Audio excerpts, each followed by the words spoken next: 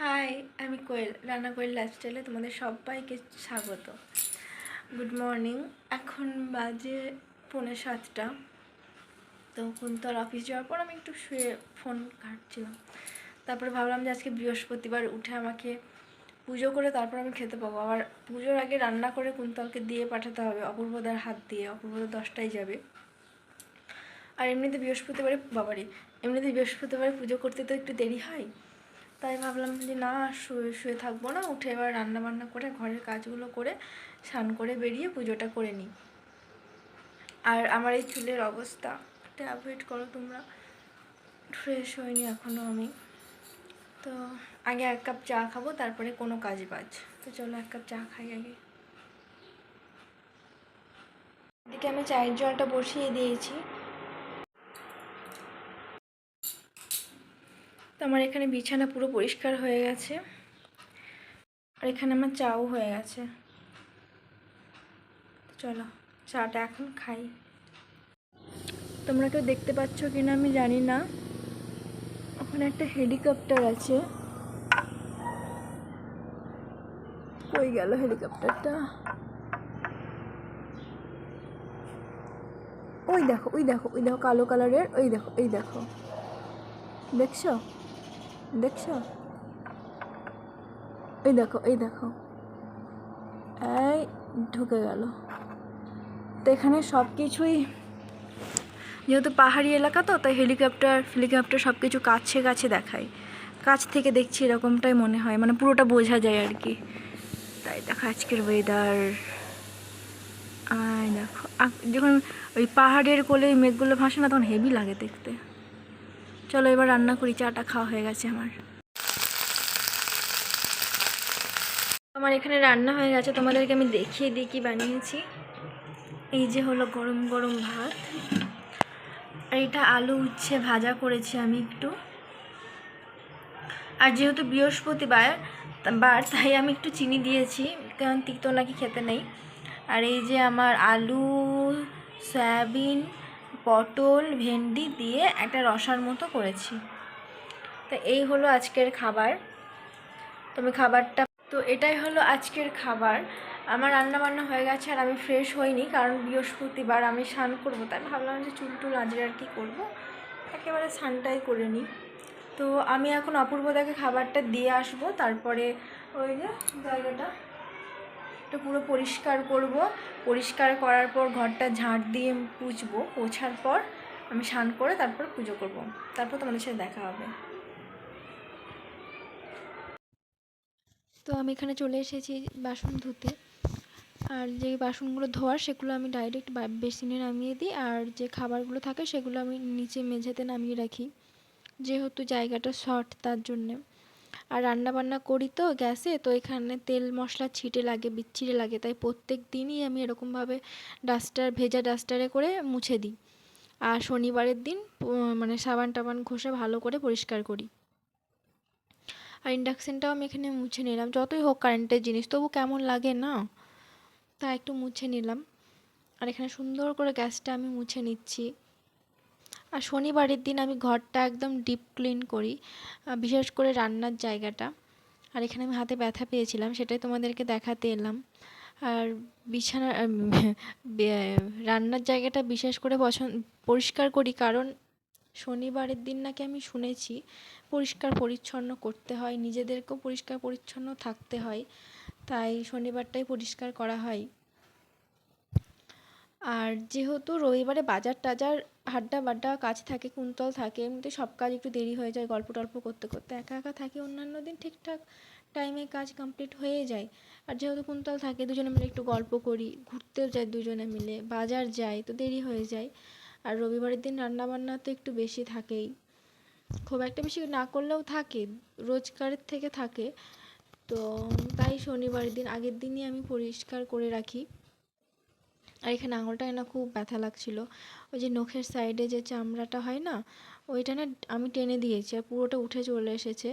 তো আঙুলের কোনাটা না একটু ফুলে গেছে, লাল হয়ে আছে, ব্যথা করছিল খুব। বিশেষ করে তো এই কড়াইটা মাজার সময় আমার বেশি কষ্ট হয়েছিল, যেহেতু হলুদের দাগ তেল মশলা থাকে, তাই একটু চেপে চেপে মাজতে হয়। আর কালকে রাতে কুন্তল বাসন মেজে দিয়েছিল আমাকে। ও তো বাসন মেজে দেবে সুন্দর করে, কিন্তু ধোয়ার পর যে কোনো এঁঠো থাকবে না এর গ্যারান্টি ও দিতে পারে না।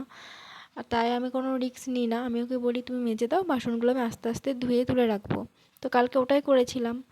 আজকে তো ডিউটি গেছে, তো আমাকেই করতে হবে। আর ডিউটি না গেলেও করে দিত আমাকে, ও কাজে হেল্প করে, মিথ্যে বললে তো হবে না, ও হেল্প করে। আমি ওকে কিছু করতে দিই না, ও রেগে যায় তাতে। আমি ইচ্ছা করে করতে দিই না, যে কত করবে, আমি তো রুমেই থাকি, রুমের কাজটা তো আমার করা দরকার, তাই আমি করি পুরোটা। যখন খুবই শরীর খারাপ হয় বা পারি না বা খুব তাড়াহুড়োর মধ্যে আছি, তখন দুজন মিলে দুজনকে হেল্প করলে তাড়াতাড়ি হয়ে যায় ব্যাপারটা। আর এই যে বাসন মাজা সাবানের এই বাটিটা, এখানে আমি রান্না করতে করতে যে পেঁয়াজের খোসা টুকিটাকি যেগুলো ডাস্টবিনে ফেলার মতো হয়, সেগুলো আমি ওখানেই জমিয়ে রাখি। কারণ একটু একটু জিনিস নিয়ে কতবার ডাস্টবিনের কাছে যাব, তাই ওখানে বাটিটা রেখে দিয়েছি আমার সুবিধার্থে। আর যখন রান্নাবান্না শেষ হয়ে যায় তখন একেবারে নিয়ে গিয়ে ফেলে দিয়ে বেসিনটা একদম সুন্দর করে ধুয়ে মেজে টেজে বাটিটা ধুয়ে মেজে রেখে দিই। আর আমি বেসিন প্রত্যেক দিন মাজি দুবেলা করে। একবার সকালের দিকে রান্নাবান্না হয়ে গেলে তারপর একবার মুছে দিই। যেহেতু একটাই বেসিন, তো পুজোর টুজোর কাজ ওই বেসিনটাতেই আমাকে করতে হয়, তাই। আর রাতের দিকে একবার মুছি, রান্নাবান্না খাওয়া দাওয়া সব হয়ে যাওয়ার পর, বাসন টাসন ধোয়াধুয়ির পর। আর আমি কখনো বাসন টাসন জীবনে আমি জমিয়ে রাখিনি বেসিনে রাতে, এই যে সকালে ধোবো বলে। খুব কেমন লাগে একটা আমার। এমনিতে এঁঠো বাসন ভরেও রাখতে নেই, আমি শুনেছি। একদিন তো জল ছিল না কিছুদিন আগে, রাতে জল শেষ হয়ে গেছিলো, কোনো রকমে খেয়ে হাতটা ধুয়েছি আমরা দুজনে। তারপর রাতে যখন বাথরুম যাওয়ার জন্য উঠেছিলাম তখনই সব বাসন আমি ধুয়ে রেখে দিয়েছি, আমাকেই তো করতে হবে সকালবেলা। একটা কারণ হয়ে যাওয়ার জন্য আমি আর ভিডিও করিনি পুজোর। তো আমি এখানে গোপুর পুজো দিয়ে দিয়েছি, তার মধ্যে ছিলাম তো তাই পুজো দিয়ে দিয়েছি, তোমাদেরকে দেখানো হয়নি। এই যে গোপু সোনা স্নান করে নিয়েছে, এই যে গোপুর ভোগ দিয়ে দিয়েছি।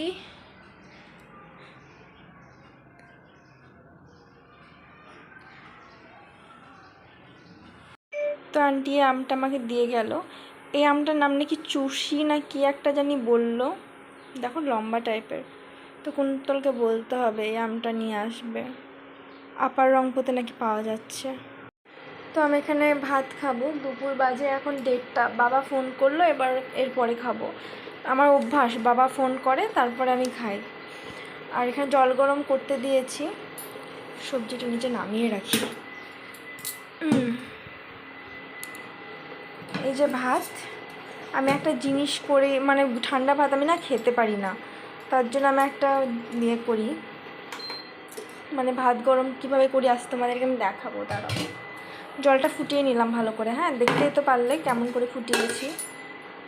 তারপর এই যে ভাতের মধ্যে আমি এই জলটা দিয়ে দিলাম, গরম জল কিন্তু, বেশি না। আমি এটা 1-2 মিনিট কি 3 মিনিট এরকম ফোটাবো।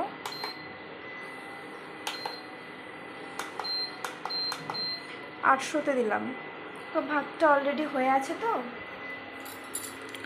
এরপরে যদি আমি বেশিক্ষণ রাখি তাহলে হয়ে যাবে, মানে একটু গলা গলা টাইপের হয়ে যাবে। তো চলো ভাতটা গরম করে নিই, যেমন মাছ ঝাড় ওরকমভাবেই মাছ ঝাড়বো, একদম গরম গরম ভাতের মতো হবে। কিন্তু হ্যাঁ, গরম ভাতের যে টেস্ট ওরকম টেস্ট হয় না। তো চলো ভাতটা একটু ফুটে যাক, তারপর মাছ ঝেড়ে খেতে বসবো। আরেকটা জিনিস দেখাই আপনাদের, এটা তো হলো তুলসী গাছ, আর তারপরে যেটা আছে এইটা আমি দাহাপাড়া ধাম থেকে নিয়ে এসেছিলাম, একটা ফুলের গাছ, এটা কারি পাতা গাছ, ওটা টক পালঙ্ক। এটা হলো টক পালঙ্ক। এখানে তো সবসময় শাক পাই না, যেহেতু আমি একাদশী করি, দ্বাদশীর দিন শাকের প্রয়োজন হয়, তখন আমি ওগুলো করে শাক করে খাই ভাতে দিয়ে। ওখানে একটা তুলসী গাছ আছে, আর এই যে একটা পাতাবাহারি গাছ, এটা আমি বোতলে কেটে ঝুলিয়েছি। আমি ভাবছিলাম বাড়ি থেকে ফেব্রিক এনে এটা একটু কালার করব, দেখতে বেশ ভালোই লাগবে। কী ব্যাপার, ক্যামেরাটা ঝাপসা লাগে কেন, দেখি এবার। এই যে নুপুরের ঘুঙুরের মতো ঝুলে ঝুলে পড়ে না, ওই পাতা বাহারটা। তো চলো অপেক্ষা করি। তোমাদেরকেও একটা জিনিস দেখানো হয়নি আর আমারও মনে নেই, নইলে আমি এতক্ষণ খেয়ে নিতাম। এই যে কলার বড়া, দেখছো খুব টেস্টি হয়েছে। কাল আন্টিকে দিয়েছিলাম, আন্টি বললো যে খাইনি, আন্টি বললো খাইনি, পরে খাবো। তো এই যে কলার বড়া, সত্যি আমি ভুলে গিয়েছি। আমি কুন্তলকে বলি কোনো ফল যখন বলে খাওনি, তখন আমি বলি যে না আমি ভুলে গিয়েছি। তো কুন্তল আমাকে বলবে তোমার যে বাহানা, তোমার এটা। সত্যি আমি ভুলে গেছি যে এটা আছে, তাহলে তো আমি খেয়েই নিতাম। তো চলো কুন্তলার জন্য ওয়েট করি, শরীরটা না ভালো লাগছে না। এখানে কুন্তলা আইসক্রিম এনেছিল, তাই আমরা দুজনে মিলে আইসক্রিম খাচ্ছিলাম। আর ও ক্যামেরায় আসতে চাইনি বলে ওকে আর আনিনি। তো কুন্তল অফিস থেকে ঠান্ডা জল এনেছে, যেহেতু আমাদের এখানে ফ্রিজ নেই তাই ঠান্ডা জল খেতে পারি না। রোজ আমি অপেক্ষা করি যে কখন ফ্রিজে জল আনবে একটু, আর আমি মন প্রাণ ভরে খাবো। আইসক্রিম খাওয়ার পর ও একটু রেস্ট নেওয়ার পর আমরা দুজনে এসেছি ছাদে একটু বিকেলে হাওয়া খেতে। তো ভিডিওটা আর বড় করব না, ভিডিওটা এখানেই শেষ করছি। দেখা হবে নতুন কোনো একটা ভিডিওতে। ততক্ষণ আপনারা সুস্থ থাকবেন, ভালো থাকবেন, নিজেদের খেয়াল রাখবেন। আর যদি আমার ভিডিওটা আপনাদের ভালো লেগে থাকে প্লিজ একটা লাইক করবেন, কমেন্ট করবেন আর পরিচিতদের সঙ্গে শেয়ার করবেন।